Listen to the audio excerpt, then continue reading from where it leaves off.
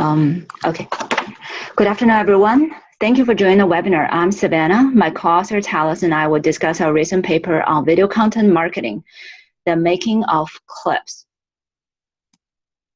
Well, I'm sure many of you have the experience of watching videos online, either as movies, sitcoms, TV shows, video games, while the online content aggregators such as Netflix and Hulu have provided us abundant options to choose from. So as a consumer, how do we decide which videos to watch? Well, traditionally, we have relied on the reviews and ratings, and probably the best way for us to decide is to watch the 2 to 3 minutes trailer of the movie or TV shows. This trailer samples the movie scenes in the hope that it will evoke some emotions and encourage users to watch the entire video content. However, there is a problem. Nowadays, consumers have ever shorter attention span. You may hear the saying that now we have a shorter attention span than a goldfish, which is about 8 seconds. So it's getting harder and harder for us to sit through 2 to 3 minutes trailer. Not to mention that when you're in the office and browsing the Facebook, you probably silence the video played on it. That means many trailers could be watched without sound. Therefore, the problem for video content marketer is how to create an even shorter video clip that will elicit the optimal emotional experience and encourage them to watch the full video.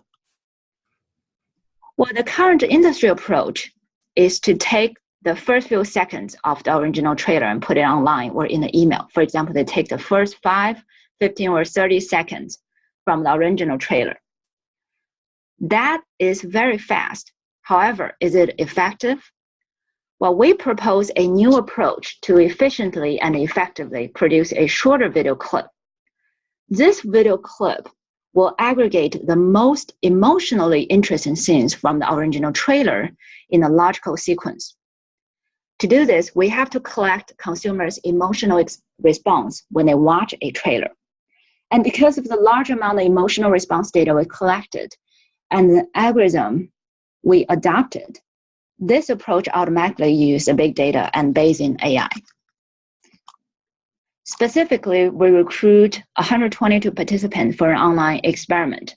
We asked them to watch several comedy movie trailers, and we rate their watch intentions afterwards. During this experiment, we collect some web-based facial expression data. And this web-based facial expression experiment captured the real-time emotional response when watching the movie. This data was then used to calibrate a model where we try to figure out how does real-time emotion response, in addition to audio-video features of the movie, the scene structure of the movies, affect users' watch intentions.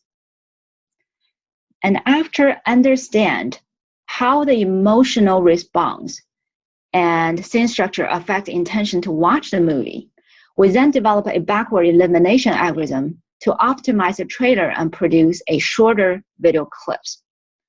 As you can see from this figure, it shows how does consumers' emotion, especially the happiness when they watch a comedy trailer, change over time. So the trailer is about 150 seconds long. And as you can see, in the beginning, the emotion is not very intense. Well, the emotion get most intense, during somewhere between the 90 seconds to 100 seconds. So if we take the current industry approach and just take the first 30 seconds of the trailer and put them as a short video clip, the user won't be able to see the best scene of the trailer. Well, the optimization algorithm we propose, however, address such concern. It helps us to identify the most emotionally interesting scene and effectively produce a shorter video clip that evokes the optimal emotional experience. And next, my co-author Thales will talk about the results of the study. Thank you, Savannah. So as Savannah talked about,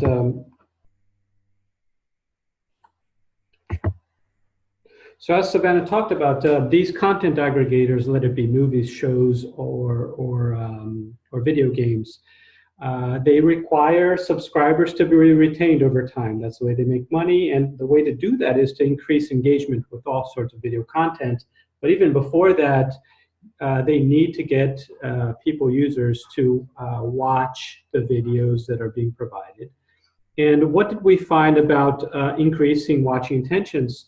First, unsurprisingly, when we looked at only content, particularly movies that were comedy-based, by tracking their facial expressions, we identified clearly that people who smile and laugh, meaning they're happy, are more likely to watch these videos.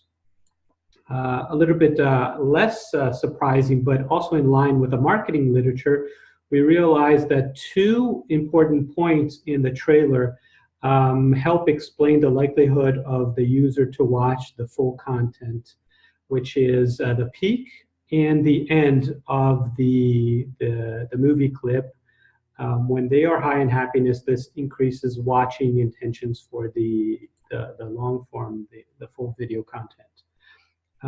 What was a little bit less surprising, more surprising to us, was that more than a high level of happiness on the user, what predicted better watching intentions were an increasing trend. So as scenes get more and more funny or interesting, people are more likely to engage in the full video content.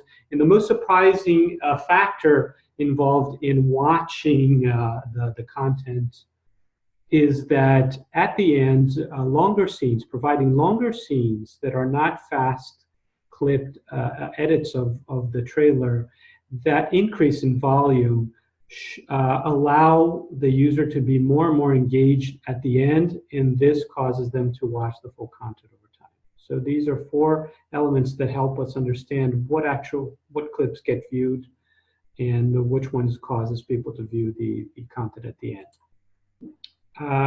Now, the ultimate impact for the business is threefold. So first, our approach of optimizing the video clips actually provide more samples of emotional content to users. So if they're looking for comedy movies, we provide, through this algorithm, we provide more of these snapshots of happy scenes. If it's surprising scenes for a horror movie, that's the same thing. If it's any other type of content, this algorithm provides higher emotional experience. The first order implication of that is that causes people to watch, on average, 18.5% more the full content than before.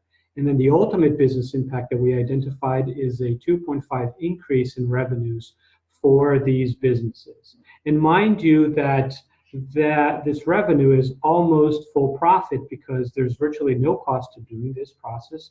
You don't need to acquire more content. You don't need to invest in paid advertising. This is almost a bottom line profit. So we wanted to validate this procedure that we did through online experiment, and we chose to partner up with Netflix. Their approach to try to get people to consume more content is the approach that Savannah said in the beginning, the traditional approach. If they have 5 or 10 seconds of the user's attention, they chop off the first 5 or 10 seconds of a trailer and show that to users in the website.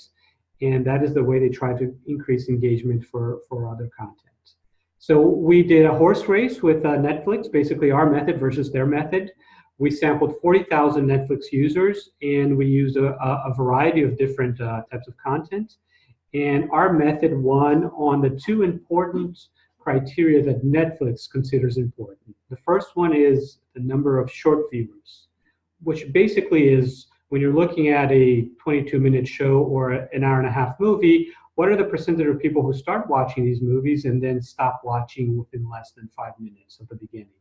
And our method reduced the number of short viewers by 11%, and it also reduced the number of bad player ratio, which Netflix defines as the number of short viewers divided by the number of total viewers, and this reduction was at 13%.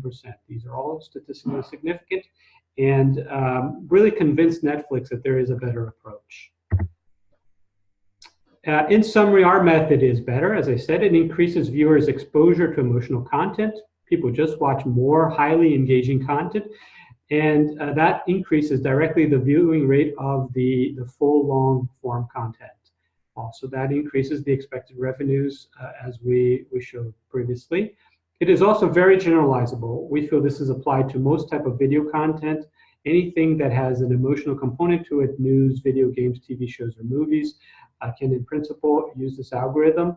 And it is scalable. It's very flexible, it is fast, and it is automated, meaning you could use it for thousands and thousands of video content.